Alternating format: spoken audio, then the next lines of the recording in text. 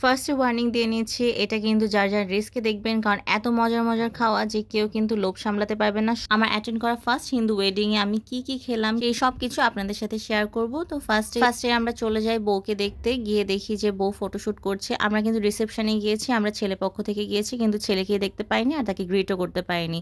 তো আমরা সব কিছু টাইম ওয়েস্ট না করে যেটার জন্য যাওয়া খাওয়া দাওয়া সেটাতে চলে গিয়েছি। ফার্স্টে স্টার্টারে দিয়ে দিয়েছে নান রুটি, আর সাথে ছিল সবজি, কাবাব, আর একটা চিকেন কষা ছিল, আর ছিল হচ্ছে স্যালাড।